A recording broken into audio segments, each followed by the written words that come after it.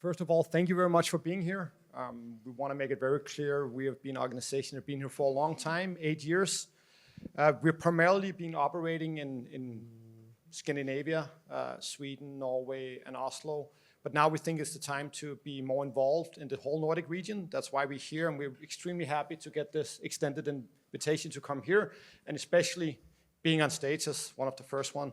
Glad to hear it's a rehearsal, so bear over with me. So Nordic Blockchain Association, I'll go over here. As you can see, we existed since 2017. The way we are organized is we are member-driven. That means all members got a vote for the General Assembly. General Assembly elects the board then decides on the C-level team. So I've been appointed, been here now for 2 years.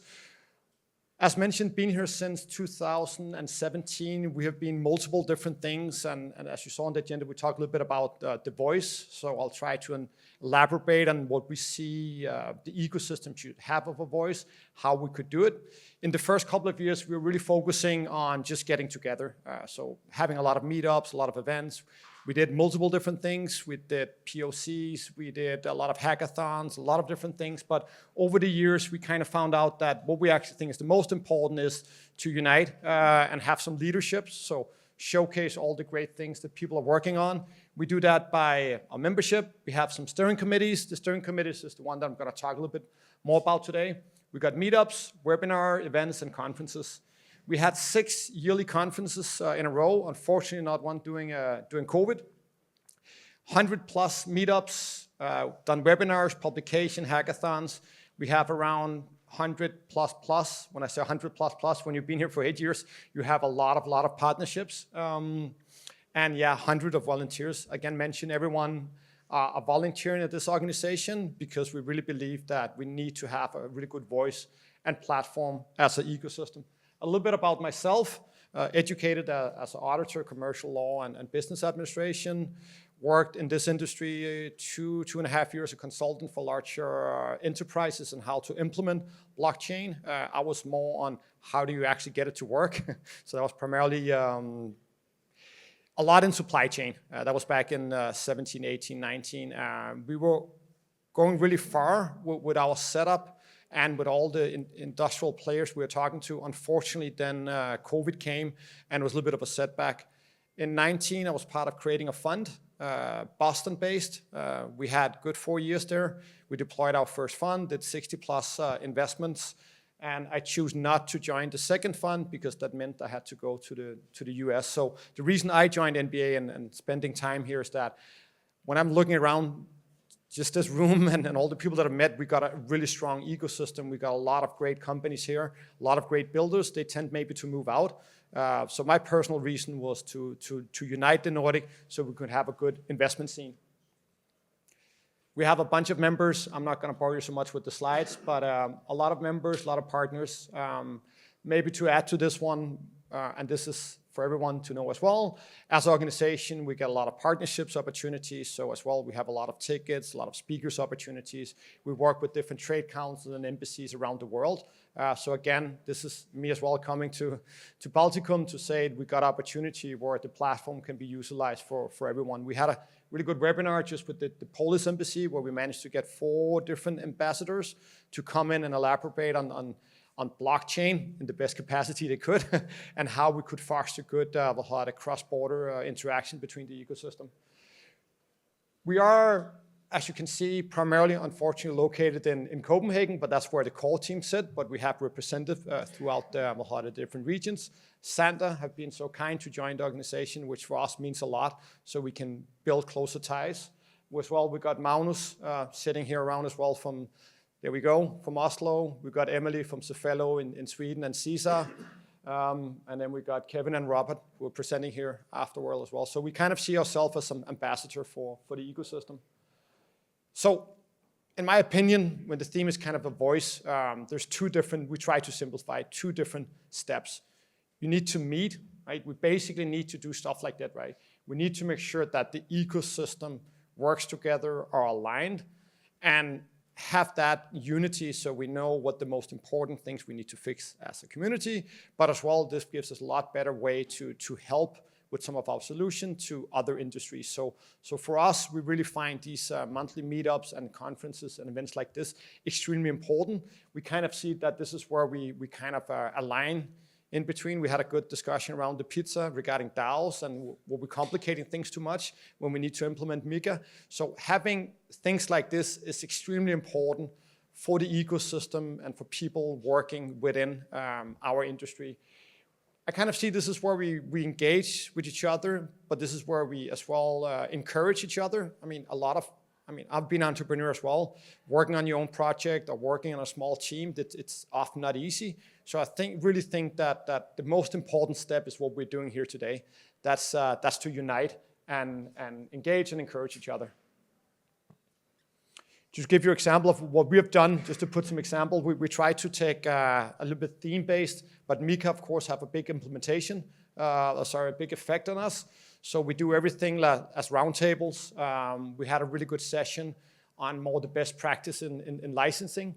Previously, we did a lot about metaverse and NFTs, but what we really tried to do in the last couple of years is take something that the industry can use, so we can discuss it and take it out and get it out there. So again, the MiCA, we had our e-conference with the Polish embassy. We as well have a new initiative called Females Blockchain, which is a strong community of female working within the industry.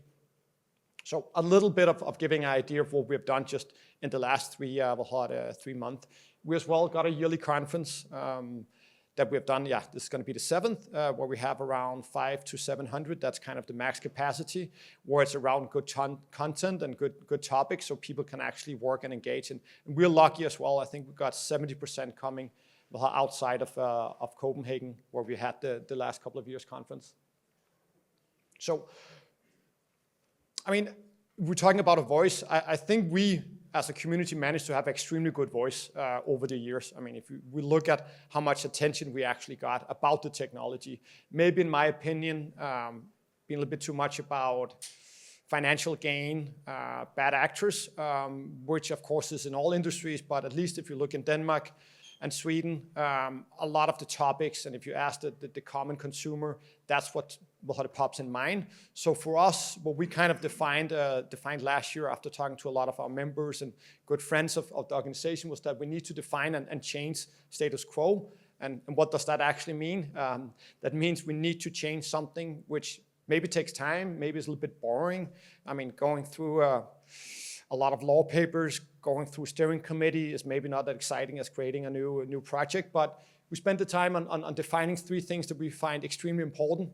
Industry finance, I'll go a little bit more into depth to them, but industry finance for everything for startup, education, startup hubs, best practice. I mean, let's talk about what it can actually be used for.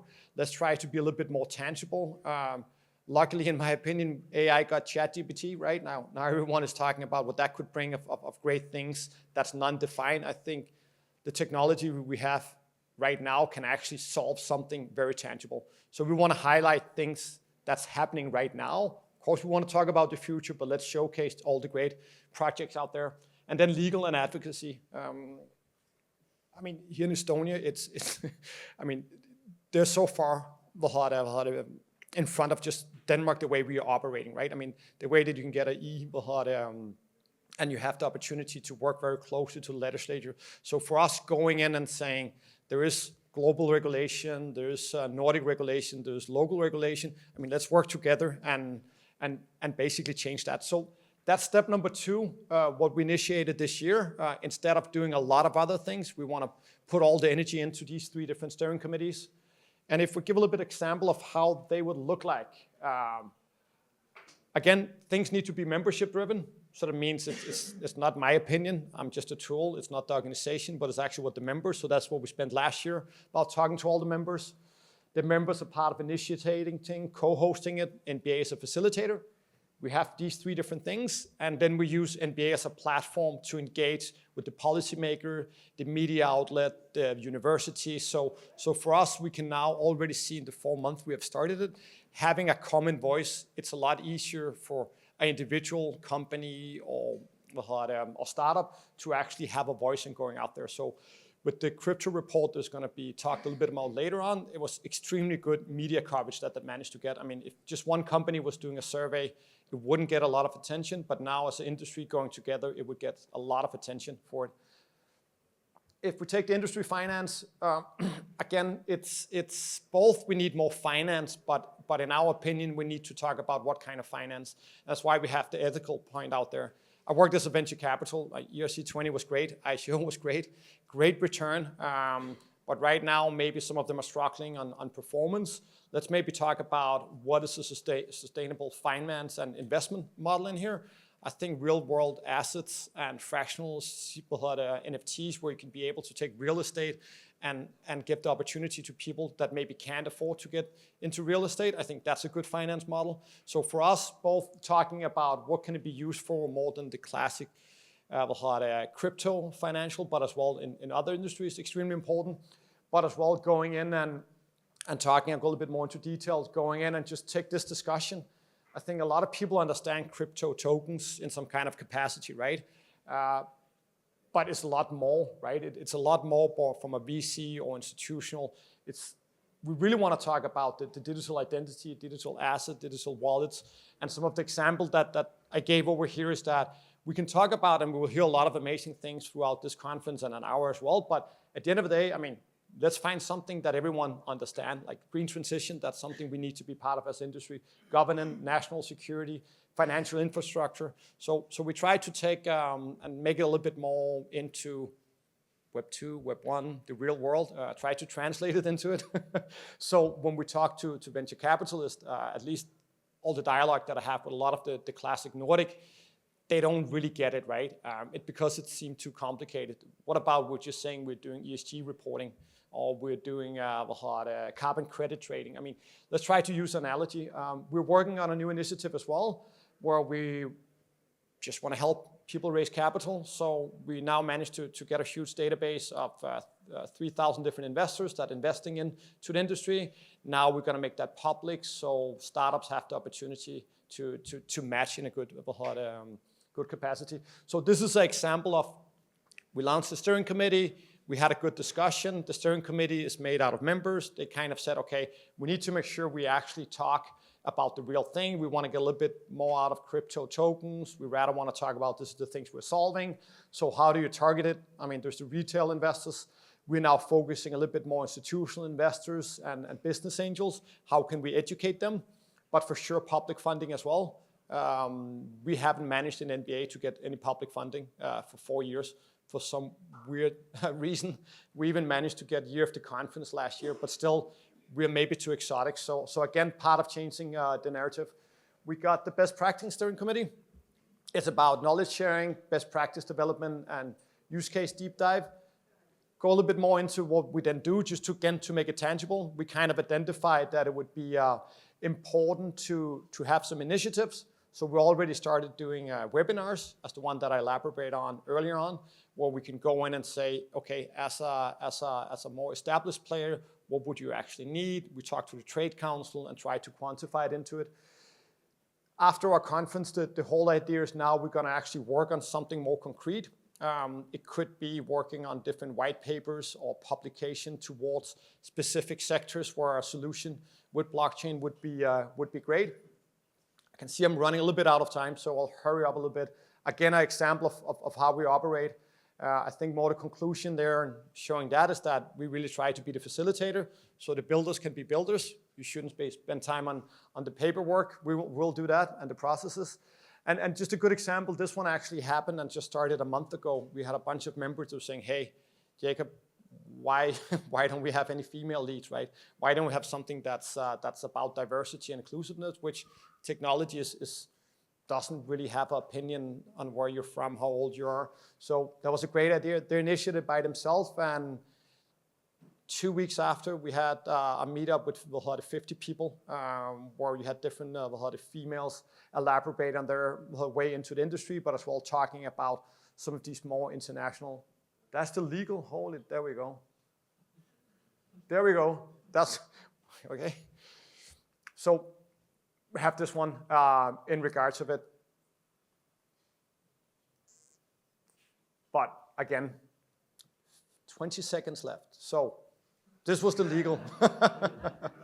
But the idea is to... Yeah. No one said anything. Okay. Yeah, so this is just to give you an example, right? We try to make sure what is the EU level directive, the Nordic legislation, and of course international framework. We try to sit down and identify which one is important for us as industry. We then make sure, highlight, this is a Danish example, which is extremely stupid. They're going down the wrong path. So we're trying to help them out. But again, have an open dialogue. What is the different things that the industry find important? And you might find something else. Please let us know. But this is kind of identifying as a group.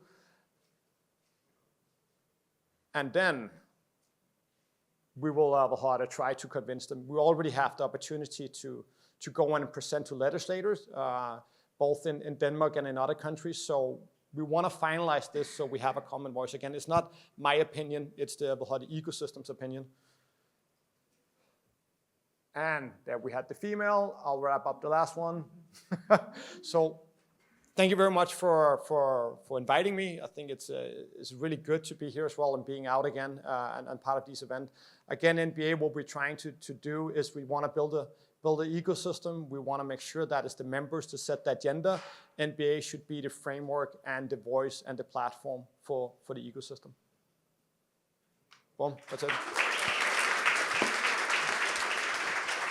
Thank you, Jakob. Thank you, Jakob. And one of the things that maybe is important to note here is that when it comes to the whole representation of the whole community of builders, then in Estonia's case, everything started in the second half of 2014 when it was like the first time someone in the regulatory sphere mentioned cryptocurrencies. And it's been like a strong union of which used to be named Estonian Cryptocurrency Association, now renamed into Estonian Web3 Chamber, who is also co-organizer for the event here. Recently, or a year ago, we started looking at okay, so when it comes to Web3, it is always something without borders. When it comes to old regulation, it's usually something which is very with borders, that type of thing. Except when it comes to now trying to collaborate to make sure that the whole regions are thinking the same way, then that's where we started talking with Jakob and some other country leads across the Nordics and Baltics to really start pulling the resources together to speak the same language so that the whole region, starting from here, later to Europe, and hopefully the world in the end, would all understand what is Web3 in the same way. And that's where I'm very thankful for Jakob being here today. And if you want to know more what's happening in Nordics, grab him later. I'm here all week. Thank you very much.